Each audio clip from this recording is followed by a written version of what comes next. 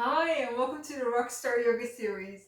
It's actually so long. It was so long ago that I filmed the last video and I just started this series that I had to re-watch it in order to, like, what was the title again? What were we doing again? And but I was not disappointed. So half a year ago, I filmed two videos. One was a little talk, just like this one, and one was the very first yoga video. And yeah, and then life stepped in, so I have no idea how your half a year or 6 months were from October 2023 up until March 2024. But mine were, well, eventful. It's like, it sounds like like too specific, or too kind of like um you know, making a big deal out of it, but it's more like, a series of little events that just, like, month after month after month, just took me on a whole different path. And yeah, so I'm back making videos. There was also something really practical going on, because I'm also making videos for my Dutch YouTube channel, and I'm making videos for the live lessons in Bon Jovi song series, which is just on this channel as well. And I also have like a playground business channel, I would say, like my playground in the field of business.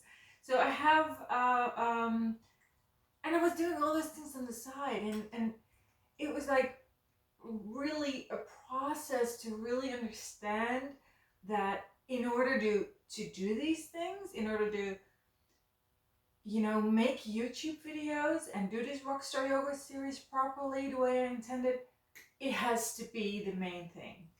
It has to be the starting point of the week, like my week. Like, okay, I need 1 day or 2 days to make these videos.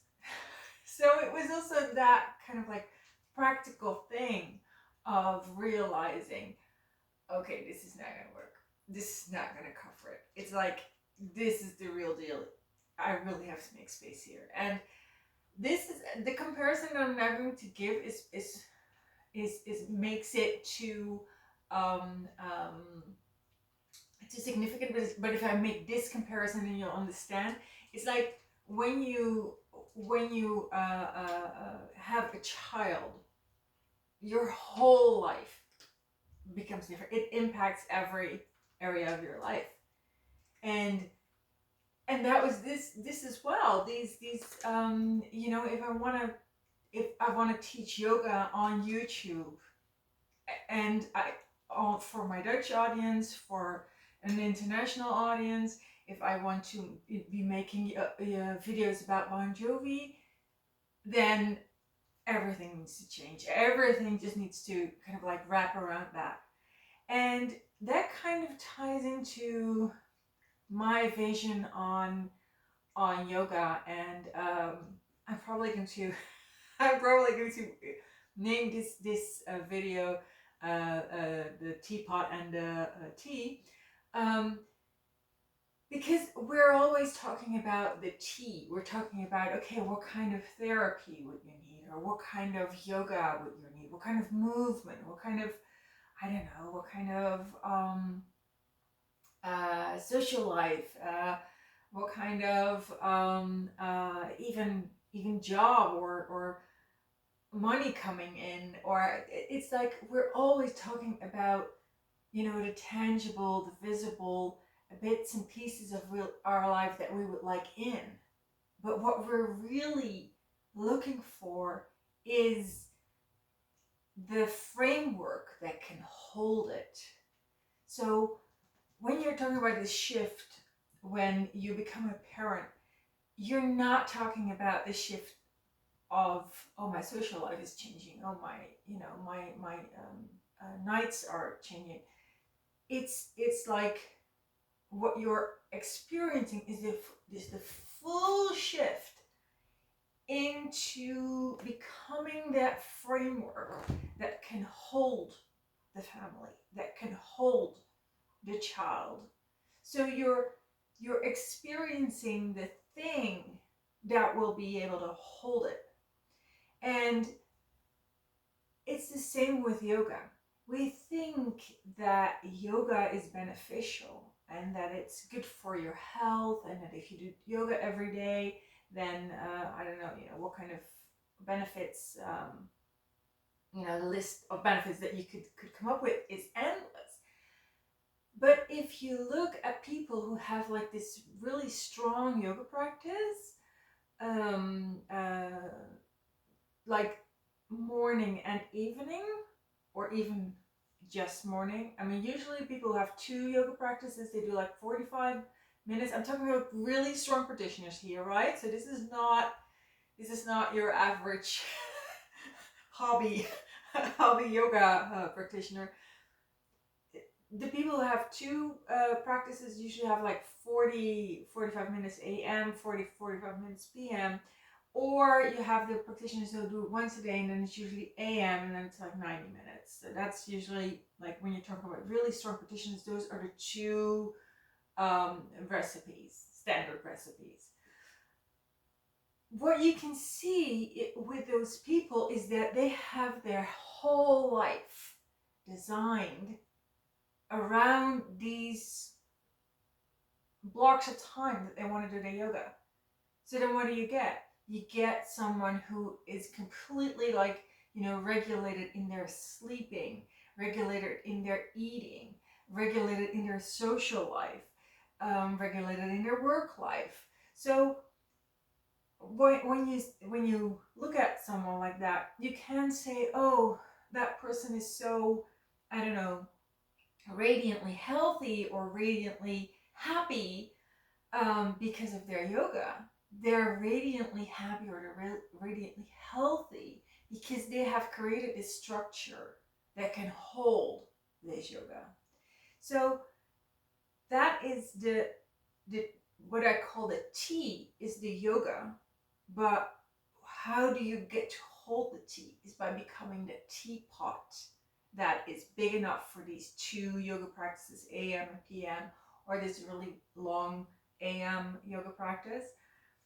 So when we're looking at Rockstar Yoga, which is my name, my label, the terminology that I work with for yoga, then the doing of the yoga is not like, oh, you should be doing this or that. No, your challenge, your assignment, and basically all the yoga that you need is build a life that can hold it. Build a life that can hold your version again of Rockstar Yoga, or of yoga if you don't want to use the word Rockstar. Like, that is your assignment. Your assignment. And if you have that, then you'll feel like a whole different person. So the first time I came up with this analogy, because it's of the tea and the teapot, and that we should be focusing on the teapot and on recovering. Where is your teapot even? Does it need gluing? Do you perhaps need to have a new teapot for where you want to go in life?